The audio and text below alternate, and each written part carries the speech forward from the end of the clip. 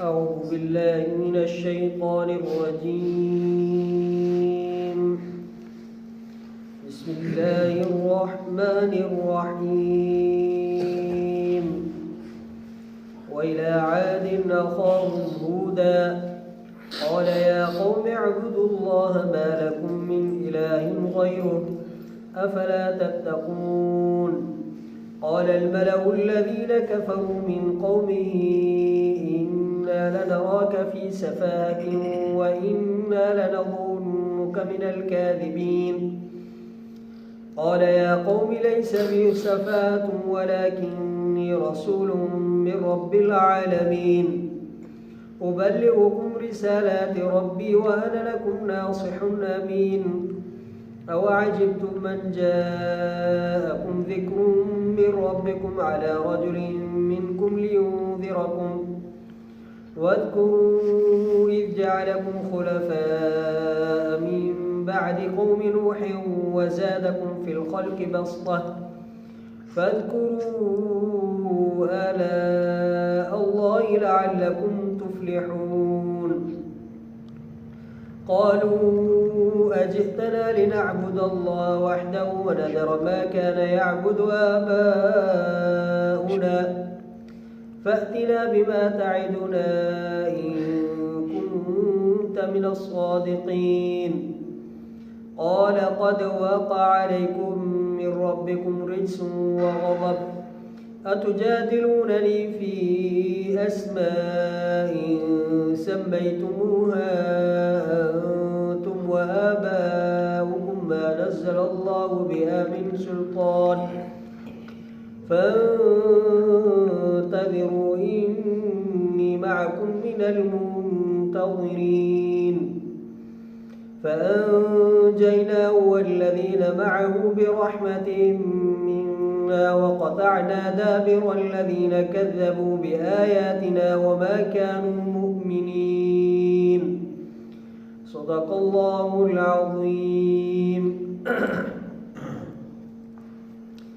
ऐं मोकिलियोसीं असां आद वारनि जे तरफ़ इन्हनि जे भाउ हूद अलैहिस्सलातु वस्सलाम खे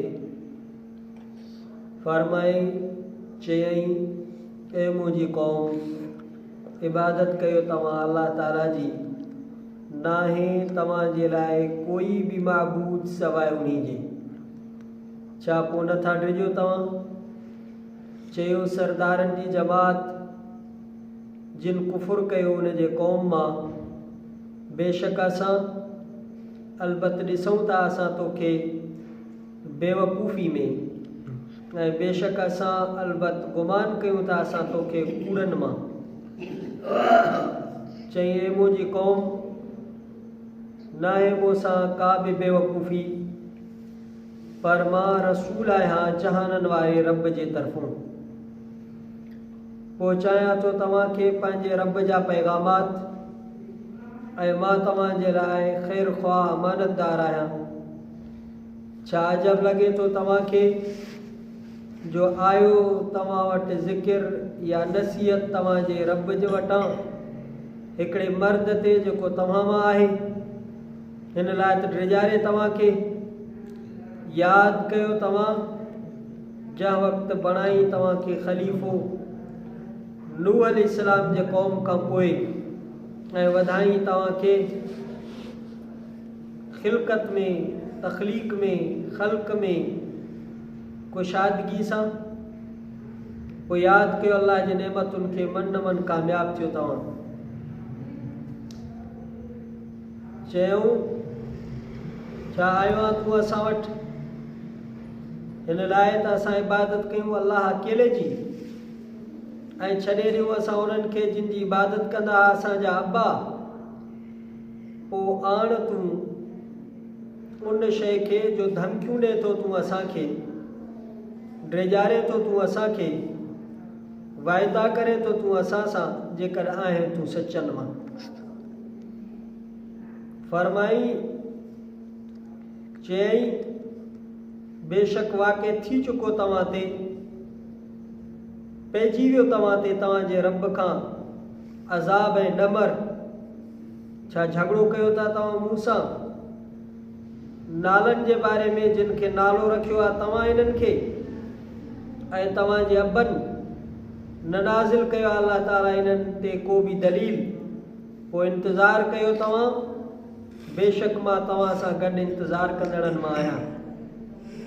पोइ छॾायोसीं असां इन्ही खे, बचायोसीं असां इन्ही खे, ऐं जेकी उन सां गॾु हुया पंहिंजे तरफ़ां रहमत जे करे ऐं कटी से पाड़ उन्हनि माण्हुनि जी जिन कूड़ो कयो असांजे आयतुनि खे ऐं न हुया ईमान आणींदड़, न हुया मुमिन।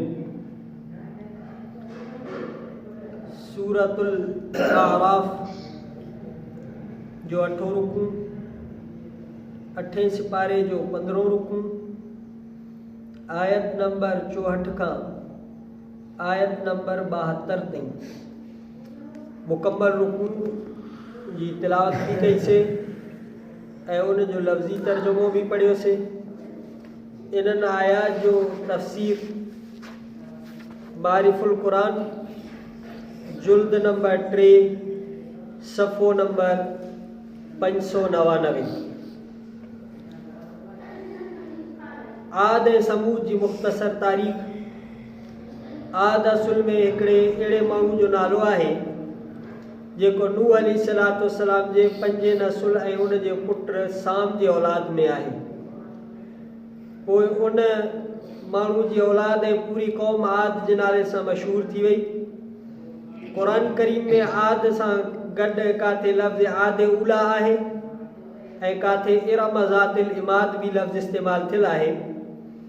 जंहिंमां मालूम थिए थो त क़ौम आद खे इरम भी चयो वेंदो आहे ऐं आद उला जे मुक़ाबले में को आद सानिया भी आहे। उन जी तहक़ीक़ में मुफ़स्सिरीन ऐं मुअर्रिख़ीन जा मुख़्तलिफ़ क़ौल आहिनि। मशहूर ॻाल्हि इहा आहे त आद जे ॾाॾे जो नालो इरम आहे ऐं उन जे पुट यानी औस जी औलाद मां आहे। इहो आद उला चवराइबो आहे। ऐं ॿियो पुट जसू जो पुट समूद इहो आद सानी चवराइबो आहे। इन जो ख़ुलासो इहो आहे त आद ऐं समूद ॿई इरम जूं शाख़ूं आहिनि। हिकु शाख खे आद उला ऐं ॿी खे समूद या आद सानिया चइबो आहे ऐं लफ़्ज़ इरम आद ऐं समूद ॿिन्ही जे लाइ ॻाल्हाइबो आहे।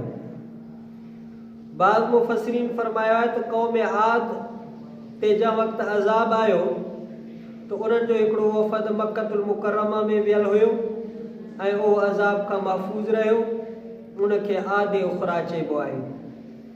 हूद अलैहिस्सलाम हिकिड़े नबी जो नालो आहे। इहो भी नूह अलैहिस्सलाम जे 5 नसुल ऐं साम जी औलाद मां आहे। क़ौम आद ऐं हज़रत हूद अलैहिस्सलाम जो नसब नामो चौथी पुश्त में साम ते वञी गॾु थिए थो।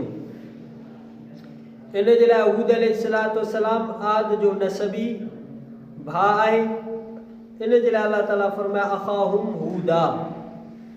क़ौम आद जा 13 ख़ानदान हुया।